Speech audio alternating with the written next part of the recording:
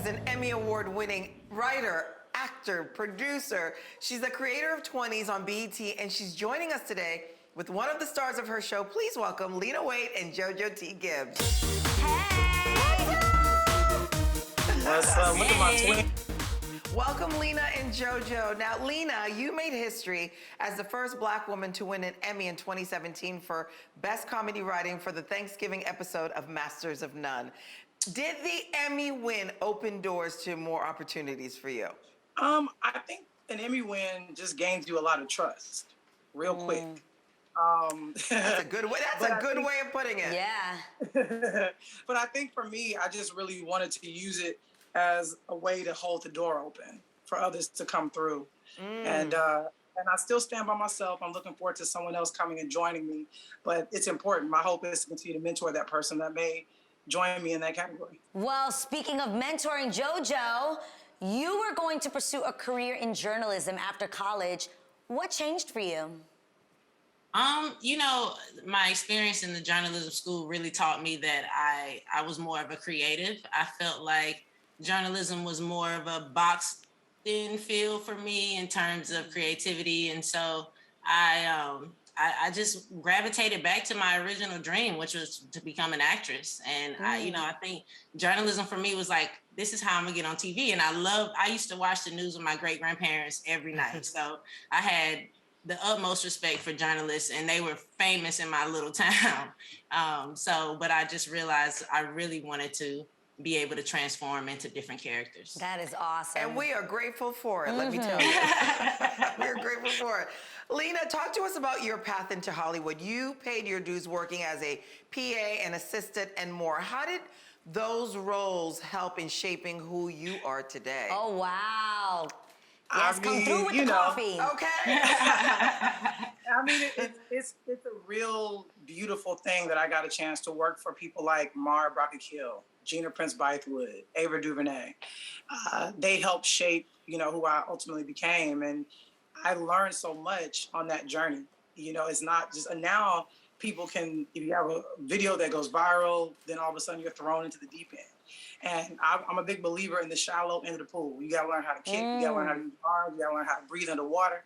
Otherwise, you get to the deep end and you drown. So my mission is to teach people how to swim the shallow end, so when they get to the deep end, they know how to survive. Bravo, that's a whole word right there. Okay. Now, Jojo, you were actually doing stand-up and holding down multiple jobs when you got the call to audition for Twenties. Tell us about the audition. Oh man, the audition was a godsend. It was divine timing. Amen. I just so happened to, I was doing crowdfunding with a few of my friends for a show we were doing called No More Comics in LA that we're still doing. And we were crowdfunding, and it just so happened to be that Twenties was about to start their audition process for all the lead characters. And when I say it was divine timing, it absolutely was, because it wasn't pilot season. It wasn't, I don't know how it all came together, but Lena was one of the people that we reached out to. My friend Tristan knew Raquel, her former assistant, and got her a content box. Lena shouted us out on Instagram and donated to the campaign. And then she hit me up and was like, what are you trying to do? And I was like, well, I'm doing a lot of things, but acting is what I want to do. And she was like, well, it just so happens that I'm auditioning for a show right now. We're looking for the lead. I'm gonna send you in. And I got sent in, and the rest is history. You That's did the incredible. thing. Girl, that story. That's incredible. I mean, that's incredible. It People is. work for years and years, but it speaks to not only you having the talent, but Lena being open to a newcomer, which is always Yes. fantastic Looking to out. hear when people are open to that. Lena, now the stories we see on your shows like The Shy and Twenties resonate with viewers because they see themselves represented. What is your creative process and approach to choosing which stories you tell?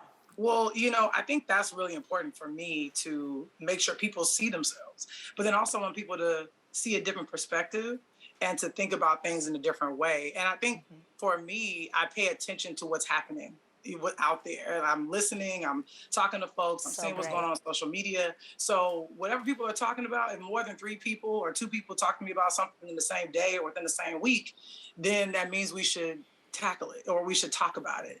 But then I also just really listen to myself. I listen to my inner voice, and I really have an interesting relationship with my audience. Like, I know what they can handle, I know what they maybe don't want to handle, but then I also am never afraid to say, I know you may not be ready for this, but come on with me anyway, because it's important.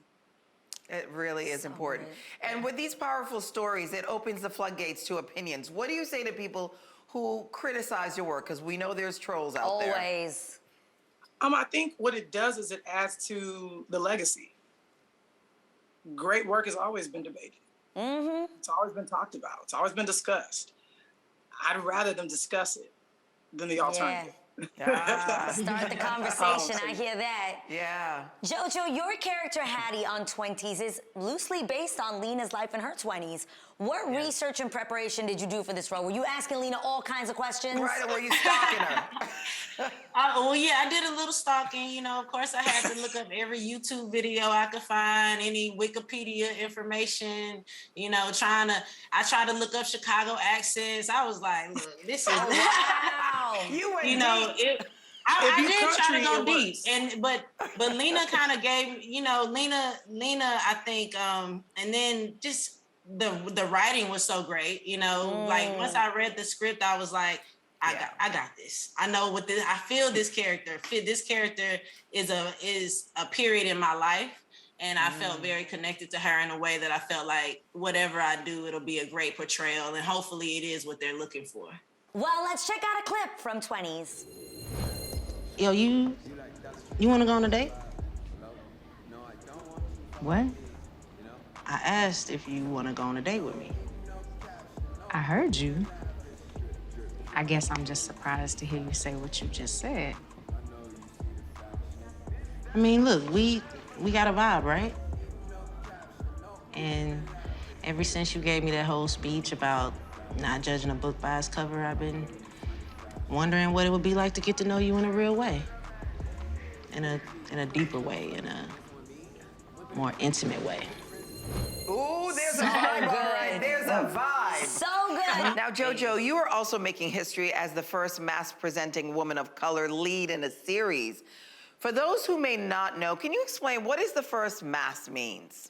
To me, it means, anyone that prefers, anyone that maybe identifies as a woman and prefers to present in a more masculine presentation. That could be men's clothing or women's clothing that's altered to look a certain type of way. But, it's just, for me, it's comfortability. It's like, I can go to the club and not wear heels now, and nobody looks at me any type of way. And make it the whole night, But it's. I think that's basically what it is. Old school people may say tomboy, or something like that. How does it make you feel, though, to be the first lead to ever do that? Yeah. To represent that? I am honored. I never thought that I would have been the first to be in that particular category, but it's so necessary and it's so needed. Like I growing up, wish I had a character that I could see on screen and have been like, okay, I'm not alone in the world and in my thoughts and the way that I feel and things of that nature. Because I do think that a lot of people, even though we're surrounded by millions of people, can feel alone in the world. And for me, I just hope that that's what she represents, some type of connection for somebody to know that they're not in it by themselves. Right, representation matters, right? Yeah. And how important is it for people to see characters like Hattie on screen? Well, I think that oftentimes people have these sort of preconceived notions about what a mass-presenting woman is. I oftentimes, when I hear from people, they say, oh, I didn't expect for Hattie to be so funny or so light or so silly or so warm, so sensitive or so vulnerable.